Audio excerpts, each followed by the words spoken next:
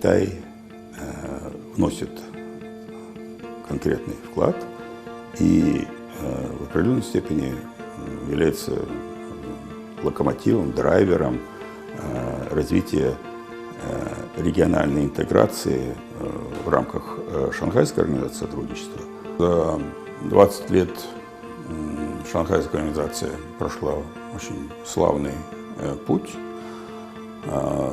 По меркам других это сравнительно молодая организация, но тем не менее очень солидные достижения.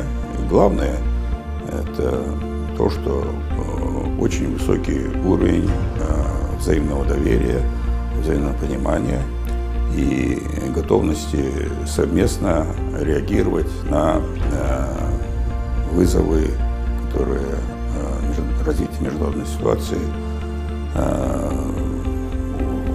вносит в повестку дня. Очень богатый, полезный опыт совместного реагирования на ситуации, которые могут угрожать стабильности и интересам безопасности государств-участников.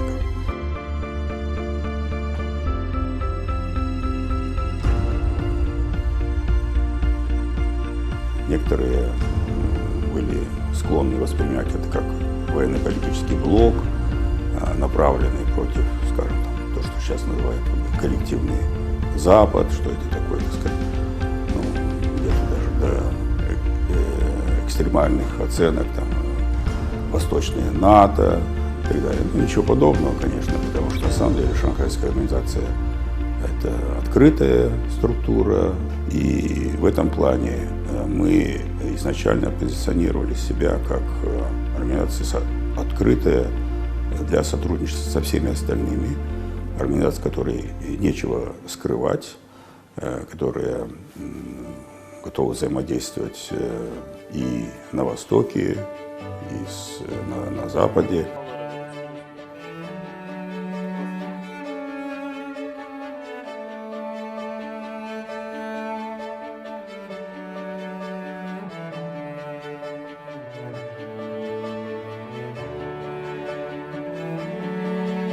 Если смотреть эти принципы каждой в отдельности и в совокупности, то понятно, что как они были, эти задачи содержания шанхайского духа, актуальны на момент становления организации, так и сейчас, по прошествии 20 лет, актуальность отнюдь не уменьшилась.